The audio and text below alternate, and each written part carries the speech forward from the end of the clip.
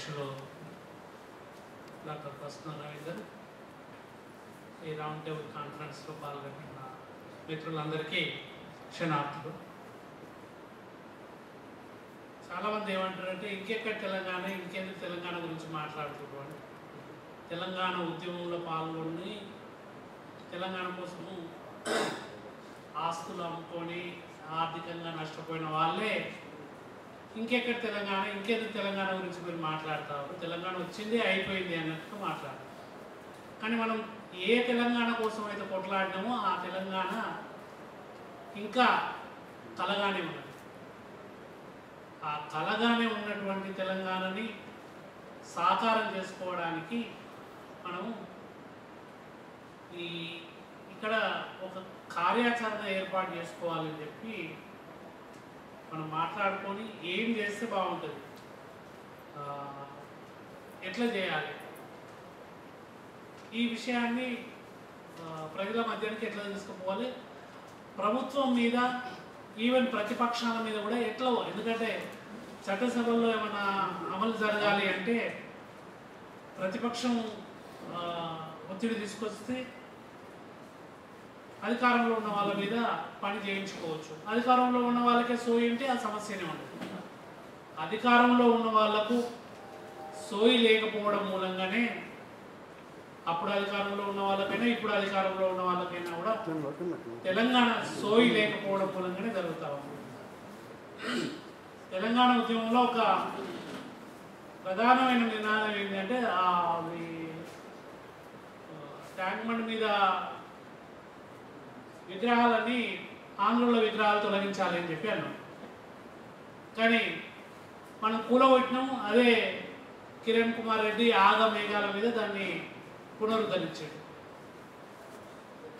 మనల్ని విగ్రహాలు పెట్టమంటే ఆడ విగ్రహాలు పెట్టేందుకు అవకాశం అదే ఆ విగ్రహాలు ఏవైతే ఉన్నాయో ఆ విగ్రహాలన్నింటినీ కూడా ట్యాంక్ బండ్ మీద ఉన్న విగ్రహం వాళ్ళు గొప్పోళ్ళు అయితే కావచ్చు, వాళ్ళు నిజంగా కూడా గొప్పోళ్ళే కావచ్చు.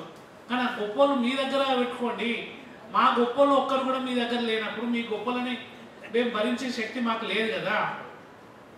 మా సురవరం ప్రతాప్ రెడ్డి విగ్రహం ఏమన్నా ఈ ఆంధ్రలో ఉన్నదా? సురవరం ప్రతాప్ రెడ్డి విగ్రహం యూనివర్సిటీకి పెట్టి ఆ తీసేసిన పొట్టి శ్రీరాములు పేరుని రైల్వే స్టేషన్కి పెట్టండి అని చెప్పి ఒక రాజకీయ క్రీడలాగా మాట్లాడతారు. అదే పెట్టేదేదో తెలంగాణ వ్యక్తి పేరు పెట్టవచ్చు కదా. తెలంగాణలో రైల్వే స్టేషన్కు, చెర్లపల్లి రైల్వే స్టేషన్కు అట్లా కాకుండా వన్ అప్ మ్యాన్ షెప్ మీద ఆయన మీద బీజేపీ వాళ్ళ మీద ఆధిపత్యం సాధించుకోవడం కోసానికి వాళ్ళని కట్టడి చేయడం. ఆ బీజేపీ మూర్ఖులు ఎంత వాళ్ళంటే పొట్టి శ్రీరాములు పేరు అట్లనే ఉండాలి అని చెప్పి మాట్లాడతారు. వాళ్ళది ఏం సోయో అర్థం కాదు. అది వాళ్ళు అట్లా డిమాండ్ చేసింది కాబట్టి చెర్లపల్లి రైల్వే స్టేషన్ పొట్టి శ్రీరాములు పేరు పెట్టాలి అని చెప్పి నేను అసెంబ్లీలో తీర్మానం. నీకు అదే ఎందుకంటే కోమట్లు బాధపడతారు అని చెప్పి నీకు పొట్టి శ్రీరాములు కోమట్టుగా చూడడం అంటేనే నీ యొక్క రాజకీయ అజ్ఞానం బయటపడతారు. అట్లా అదే కావాలనుకుంటే నీకు జైన్ మల్లయ్య గుప్తా కానీ పులిగిల్ అంజయ్ గుప్తా అని చెప్పి హైదరాబాద్లో పెద్ద ఉద్యమాలు చేసిండు 1930s. ఆయన ఉన్నాడు. భూపతి కృష్ణమూర్తి అని అట్లా కోమట్ల పేరు తెలంగాణ వ్యక్తి పేరు పెట్టాలని చెప్పి కేసీ గుప్తా కూడా ఉన్నాడు. అనామల ఎవరిదైనా తెలంగాణ కోమట్లదే పెట్టండి. కానీ ఇవాళ కూడా అసెంబ్లీ పక్కకు వైఎస్ రాజశేఖర రెడ్డి మ్యూజియం అని చెప్పి అది కొనసాగుతాము. వైఎస్ రాజశేఖర రెడ్డి పేరిట తెలంగాణ ప్రభుత్వం మ్యూజియం కొనసాగడం ఏంటి? బిఎన్ శాస్త్రి పేరుతో ఆ మ్యూజియంని పేరు మార్చుకోలేమా? కేబీఆర్ పార్క్ 369 మంది తెలంగాణ ఉద్యమకారుల పాఠం తీసిన ఆయన పేరు మీద కేబీఆర్ పార్కు, కాసు బ్రహ్మానంద రెడ్డి పార్కు ఇప్పటికీ జూబ్లీ హిల్స్లో, బంజారా హిల్స్లో నడుస్తూ ఉన్నది. దాని పేరు చిరాన్ ఫోర్ట్ అని చెప్పి అది వెనకట్టుకుంటుండే. అదే నిజాం పేరు మీదనే కొనసాగించవచ్చు. మన అస్తిత్వాన్ని మన ప్రతీకల ద్వారా మనం నిర్మించుకోకుండా ఇంకా ఆంధ్ర వాళ్ళ, ఎందుకంటే ఇక ఎక్కడ పోయినా వైఎస్ రాజశేఖర రెడ్డి విగ్రహాలు ఊర్లలో కూడా కనబడతాయి. అవన్నీ మరి మన తెలంగాణ అస్తిత్వాన్ని అణగదొక్కి తెలంగాణ బెల్లి లలిత మల్లంటే వీళ్ళందరి మీద దాడులు చేయించిన వాళ్ళ విగ్రహాలు తెలంగాణలో ఎట్లా ఉంటాయి? అరే టీఎస్పీఎస్సీలో ఆంధ్రోడు ఉంటే మనకు తెలంగాణకి ఎట్లా ఉద్యోగాలు వస్తాయి? టీఎస్పీఎస్సీలో ఒక ఆంధ్ర ఆయన మెంబర్గా ఉన్నాం. అట్లాగే మనము బొమ్మలగుట్ట అని చెప్పి కాపాడాలని చెప్పి మనం అంటూ ఉంటే అవన్నీ కూడా కాంట్రాక్టులు తవ్వి మొత్తం దాన్ని గుట్టలే ఎట్లా అంటే పీల్చి పిప్పి నమిలి మింగేస్తూ ఉన్నారు. మన ఈ ఫైనాన్షియల్ డిస్ట్రిక్ట్ దగ్గర కూడా చాలా రాక్ ఆర్ట్ పెయింటింగ్స్ ఉన్నాయి, వాటిని కాపాడాలి అని చెప్పి అంటే వాటి మీద కూడా ఎట్లాగూ ఈ జింకలు నెమళ్ళు అని చెప్పి మనము ఎస్యూ భూముల గురించి మాట్లాడుతున్నాం. అంతకంటే అది అంతే విలువైనటువంటి రాక్ ఆర్ట్ పెయింటింగ్ 5,000 6,000 ఏళ్ళకి సంబంధించిన పాత రాక్ ఆర్ట్ పెయింటింగ్స్ ఉన్నటువంటి గుట్టల్ని కంకర కింద అమ్ముకుంటారు కొట్టేసి. అంటే తెలంగాణ చరిత్ర, సంస్కృతి, సాహిత్యము, భాష వీటన్నిటినీ భ్రష్టు పట్టిస్తుంది.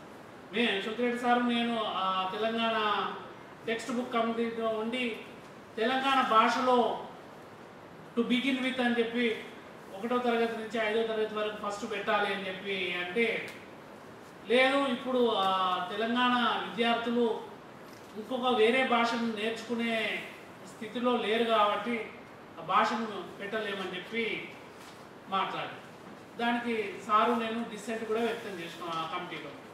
అంటే మన తెలంగాణ వచ్చినాక తెలంగాణ ఉద్యమం రావడానికి ప్రధానమైన బేసు భాష. ఆ భాష కేసీఆర్ కానీ కోదండరామ్ కానీ జయశంకర్ సార్ కానీ ఆ భాషలో మాట్లాడితే మనం మన వాళ్ళు మన భాష అని చెప్పి ఆ ఉద్యమము పునాదుల్లోకి పోవడానికి భాష ప్రధానంగా ఉపయోగపడ్డది. కానీ ఆ భాష గురించి ఎక్కడ కూడా ఎవరు తెలంగాణ వచ్చిన తర్వాత పట్టించుకోలేదు. ఇవాళ తెలంగాణ భాషకు సంబంధించిన కథలు కొన్ని 100,000 ఉన్నాయి. వాటిని సంకలనాలుగా తీసుకురావాలని చెప్పి మేము అనుకుంటే వ్యక్తులుగా స్కైకి నాకు అది సాధ్యమయ్యే పని కాదు. అలాగే రవీంద్ర భారతి పోతే 3 నెలల వరకు ఆల్రెడీ అన్నీ బుక్ అయినాయి. అన్నీ ఎవరు బుక్ అయినాయి అంటే ఆంధ్రలో బుక్ చేసుకోరు. తెలంగాణకి కనీసం మీటింగ్ పెట్టుకుందామంటే 3 నెలలు 6 నెలలు అయినా కూడా రవీంద్ర భారతిలో మనకు అవకాశమే ఉంటుంది. 3 నెలల వరకే వాళ్ళు అవకాశం ఇస్తారు. 3 నెలల లోపల వాళ్ళు మరి ముందే మాట్లాడుకుంటారా లేదంటే ఆటోమేటిక్గా వాళ్ళు బుక్ అవుతాయా. కానీ తెలంగాణలో ఒక మీటింగ్ పెట్టుకుందామంటే రవీంద్ర భారతిలో మన వాళ్ళకు అవకాశమే ఉండదు. అట్లాగే సంస్థలు కూడా చాలా సంస్థలు ఉన్నాయి. ఆంధ్ర ప్రాంతంలోని సంస్థలు వచ్చి హైదరాబాద్లో మీటింగ్ పెట్టుకోవడంలో పెద్ద తప్పేం లేదు. వాళ్ళు కూడా పెట్టుకోవచ్చు, మనకు కూడా అవకాశం ఉంటుంది. కానీ వాళ్ళు మీటింగ్ పెట్టుకుంటారు, మొత్తం ఆంధ్రలోనే ఉంటారు. మరి ఆ సాహిత్య అకాడమీ వాళ్ళు సంస్థ సాహిత్య అకాడమీ తరఫున ఒక సభ ఏర్పాటు చేస్తే హైదరాబాద్లో ఏర్పాటు చేస్తే హైదరాబాద్లకు తెలంగాణ వాళ్ళకు ఎవరికన్నా ఒక్కరికి అవకాశం ఉంటే మహా ఎక్కువ. కానీ వేదిక మీద కూర్చున్న వాళ్ళందరూ కూడా 4 5 ఆంధ్ర ప్రాంతం నుంచి వచ్చి హైదరాబాద్లో సెటిల్ అయిన ఆంధ్రులు ఉంటారు. అరే వాళ్ళు తెలుగు వాళ్ళే కదా అంటే అరే మరి వాళ్ళు విజయవాడ పోయినప్పుడు, మచిలీపట్నం పోయినప్పుడు, వైజాగ్ పోయినప్పుడు వాళ్ళని అక్కడ పిలుచుకోండి. మీరు మా సిరిసిల్ల మీటింగ్ పెడితే కూడా ఆంధ్రులే ఉంటారు సాహిత్య అకాడమీ. ఇదేంటి? ఇంతకుముందు రవి కూడా అదే అన్నాడు. అకాడమీ పేరిట 5 అవార్డులు ఉంటే ఒక అవార్డు తెలంగాణలోకి ఇచ్చేసి మిగతా 4 అవార్డులు వాళ్ళే తీసుకున్నారు. అంటే అది దౌర్భాగ్యం ఏంటంటే భాషకు ఒక్కటే అవార్డు ఇస్తారు. ఉర్దూ భాష అది మన హిందీకి ఏ సమస్య లేదు, ఎందుకంటే 5 దాంట్లో ఉన్నాయి. కానీ వాళ్ళు మాండలికాల పేరిట ఎప్పటికీ యూపీ వాళ్ళకే వస్తూ ఉంటాయి ఎక్కువ మీరు. కానీ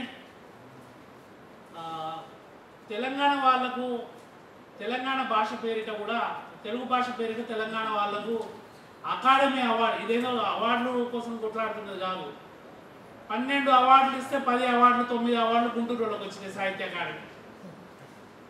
ఒక్క కోరటెంకన్న తెలంగాణకు వచ్చింది 12. కోరటెంకన్న తర్వాత నిఖిలేశ్వర్ గారు. అంటే 12 ఏళ్లలో 2 అవార్డులు వస్తే మరి ఆ తెలంగాణలో ఎలిజిబుల్ అయిన సాహిత్యకారులు లేరు అని చెప్పి ఒక సంకేతాన్ని ఈ సాహిత్య అకాడమీ ద్వారా పంపిస్తున్నట్టు అవుతాం. నిజంగా మరి తెలంగాణలో ఎలిజిబుల్ అయిన సాహిత్యకారులు లేరు అంటే వాళ్ళ ఉద్దేశం అదే అయితే మనం అట్లనే దానికి తగ్గట్టుగానే సాహిత్య అకాడమీ, తెలంగాణ సాహిత్య అకాడమీ కానీ తెలంగాణ భాషా సాంస్కృతిక శాఖ కానీ సమావేశాలు పెడితే ఆ సమావేశాలలో ఆంధ్ర వాళ్ళు ఉంటారు. ఆంధ్ర వాళ్ళ ఆధిపత్యం నడుస్తూ ఉంటారు. మరి ఈ ఆంధ్ర ఆధిపత్యము చరిత్ర మీద, సంస్కృతి మీద, సాహిత్యం మీద, భాష మీద, చారిత్రక కట్టడాల మీద, వన్యప్రాణుల మీద అన్నిట్లో ఏడవైనా, ఎందుకంటే ఇంతకుముందుకు పౌర సమాజం అని చెప్పి మనం మాట్లాడుకుంటున్నాం. పౌర సమాజంలో పాశం యాదగిరన్న సభ్యుడు కాకుండా పోతాడు, కె శ్రీనివాస్ సభ్యుడు కాకుండా పోతాడు. ఆంధ్ర ప్రాంతం నుంచి వచ్చిన సంజయ్ కానీ, సజయ్ కానీ, కిరణ్ మిశ్రా కానీ ఇంకా ఇట్లాంటి వాళ్ళు చాలామంది ఉన్నారు. వీళ్ళు ఎట్లా తెలంగాణ ప్రతినిధులు అవుతారు? తెలంగాణ హక్కులని కాపాడేందుకు వాళ్ళు చంద్రబాబు నాయుడు కన్సర్న్లో, ఎందుకంటే వాళ్ళు ఉద్యమాలు చేసేదంటే ఆంధ్రకి ఎన్నడూ పోరు, హైదరాబాద్లోనే ఉద్యమాలు చేస్తూ ఉంటారు. హైదరాబాద్ని ఆసరగా పెట్టుకొని వాళ్ళ బతుకులు బతుకుతూ ఉంటారు. కానీ ఇదే ఇంతకంటే ఎక్కువ సమస్యలు ఆంధ్రలో ఉంటే ఆంధ్ర పోయి మాట్లాడరు. ఎందుకంటే ఆంధ్రలో పోతే వాళ్ళ పప్పులు ఉడికాయి. ఎందుకంటే తెలంగాణోడు మెత్తనోడు కాబట్టి వాళ్ళు కత్తితోడు పొడుస్తావు. ఇవన్నీ తెలంగాణకు భాష, చరిత్ర, సంస్కృతి, సాహిత్యము, చారిత్రక రంగాల్లో ఈ చారిత్రక వనరుల రక్షణలో జరుగుతున్న, ఎందుకంటే ఇప్పటికీ మన విగ్రహాలన్నీ అమరావతికి తీసుకుపోయారు, ఆ తర్వాత వైజాగ్ తీసుకుపోయారు, ఆ విగ్రహాలను అక్కడనే పెట్టారు, అక్కడ ప్రదర్శన చేస్తామని చెప్పి. అవి మళ్ళీ ఇక్కడికి తీసుకురాలి. మ్యానుస్క్రిప్ట్స్, తాళపత్ర గ్రంథాలు అక్కడికి ఆ విభజన ఏ పద్ధతిలో చేసారో మన లైబ్రరీస్ని అక్కడికి వెళ్ళిపోయినాయి. అసెంబ్లీ లైబ్రరీ పనిచేస్తలేదు, ప్రెస్ అకాడమీ లైబ్రరీ పనిచేస్తలేదు. ఇవన్నీ మన గౌరవము, మన గొప్పతనాన్ని రికార్డుల్లో చెప్పుకోవడానికి వీలున్నటువంటి ఆకరాలన్నీ కూడా సర్వనాశనం చేస్తుంది. ఎందుకంటే మనకు చరిత్ర లేదంటే, ఎందుకంటే సురవరం ప్రతాప్ రెడ్డి మీకు కౌలు పూజ్యులు అంటే కౌలు పూజ్యులు కాదు పూజ్యనీయులు అని చెప్పి ప్రతాప్ రెడ్డి గోల్కొండ కౌలు సంచి చేసింది. ఇప్పుడు కూడా మళ్ళీ ఈ 10 ఏళ్ల ముందు అదే జరిగింది, 11 ఏళ్ల ముందు అదే జరిగింది, ఇప్పుడు కూడా అదే జరుగుతాం. దాన్ని నిలువరించడానికి నేను నా ప్రతిపాదన ఏంటి అంటే, సైద్ధాంతికంగా ఇక్కడ వచ్చిన వాళ్ళందరూ మాట్లాడింది ఒక వ్యాసాల రూపంగా ఇస్తే తెలంగాణ ఆత్మగౌరవ వేదిక తరఫున సంపుటి చేసినట్టయితే ఇక్కడి రాని వాళ్ళకు కూడా ఆ విషయాన్ని మనం తీసుకుపోయి వాళ్ళ చైతన్యపరచడానికి లేదా ఉద్యమంలో వాళ్ళందరినీ భాగస్వాములు చేసుకోవడానికి వీలైనదని చెప్తూ ఈ అవకాశం ఇచ్చినందుకు ధన్యవాదాలు.